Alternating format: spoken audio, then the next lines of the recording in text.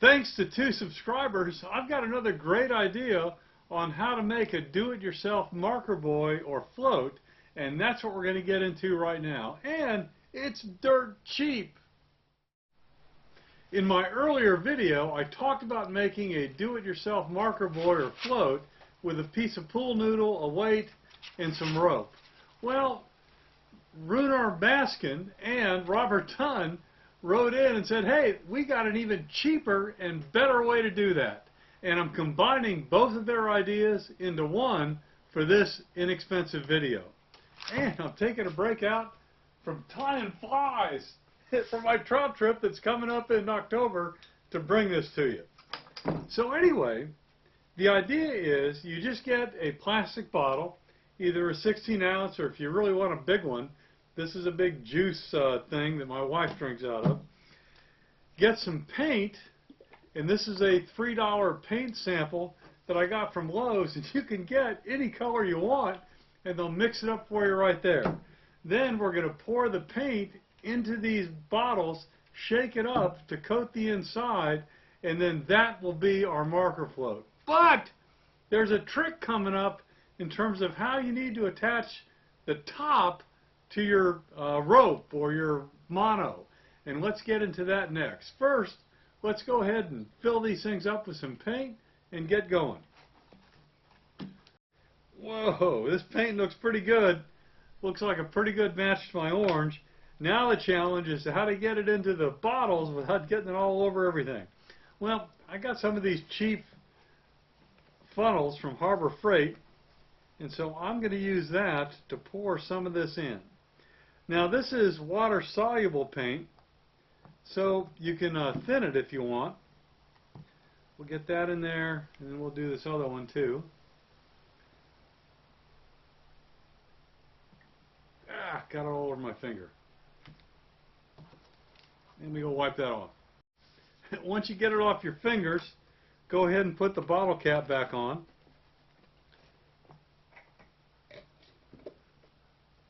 Oops, got some there too. Made a mess here. And then what you're going to do is you're going to shake the bottle to coat the inside. And this is where you got to figure out, how much paint you really need based on the size of your bottle. So I can see that I probably need to put some more into this one. Now this one's almost good just the way it is. Probably a good idea when you're making these is to make as many as you want, and then you can pour the paint that doesn't end up coating the inside around to the other bottles. And I think this is pretty good. It really only needs to have paint on that part because this is going to be below the water line. Let's finish this one up.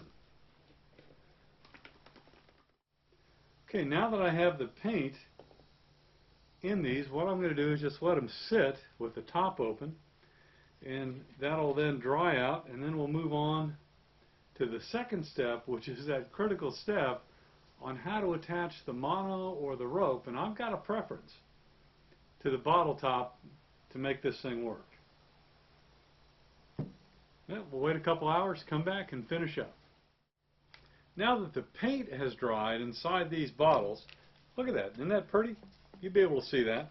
And if you don't like the orange, pick out a different color.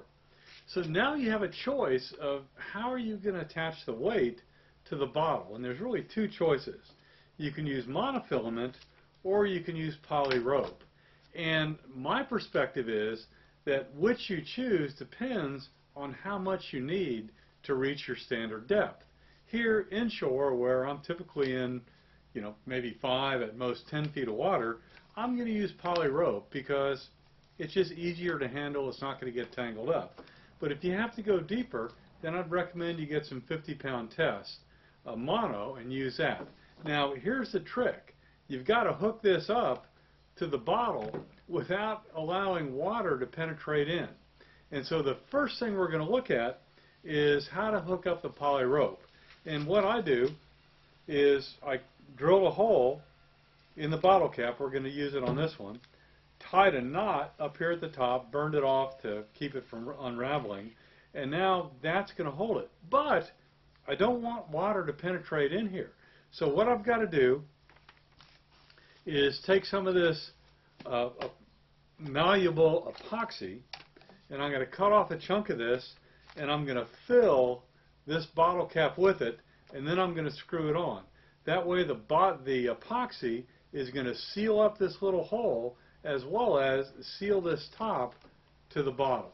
Now, if you don't want to do this and you're happy with emptying water out of here every once in a while, you don't need to do this step. So let me get that done, and I'll show you what it looks like when it's over.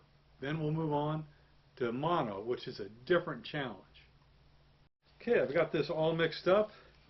Now I'm going to pull the cord out, and I'm going to stuff this in, pull the cord over, and then stuff it around it, because then once I get it all into this bottle top, I'm going to pull the cord into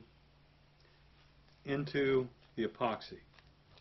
And that's all in there nice and tight. Then the last step, put it back on the bottle. And the epoxy is going to seal everything in there. And that's done. Let's look at, and of course you just put a weight on the other end.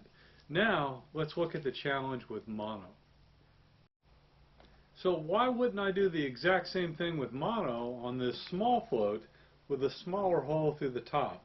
Well, I just know from working with mono that at some point this is going to get all screwed up and tangled, and I'm going to want to change it.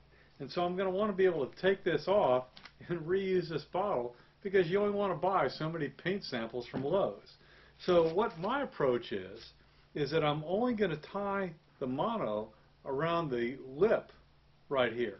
But I've still got to be able to lock it in, because that might be likely to pull back over the top.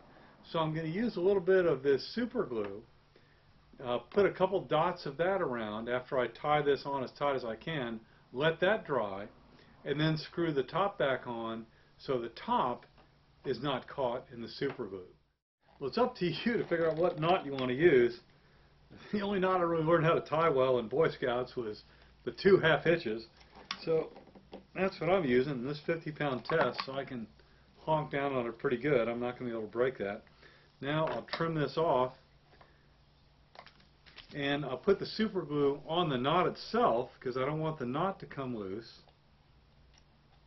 So I'll put a dot there, and then I'm going to kind of just put some around the bottom of the lip here where the mono is. Now let that dry, and then I can put the top on. Once the top's on, I can wrap as much of this around the bottle as I want and be able to use it. And if it ever gets screwed up, it's just a matter of cutting this off, and you can probably even pop the mono off or just put a new piece on. With the top being able to be sealed through a couple of these threads, you're good to go. And if you're not, you can always put some plumber's tape around there to give yourself a good seal and avoid water intrusion into your float. It occurred to me that some of you may not know what plumber's tape is. It's this white stuff right here, and basically you just put it around the threads, pull it a little bit to get it on the threads. You don't need much. You know, really just one wrap is plenty. And then once you've got it wrapped around, you pull it tight, it breaks off, and now I can put the top on and it's sealed. So there you go, and that one would stand up straighter if I put more weight on it. But you can see they float just fine. So here's the 2 options. If you've got another one for a good cheap do-it-yourself marker float or anchor buoy, hey, let me know and I'll make a video of it. Comments? Throw it down below.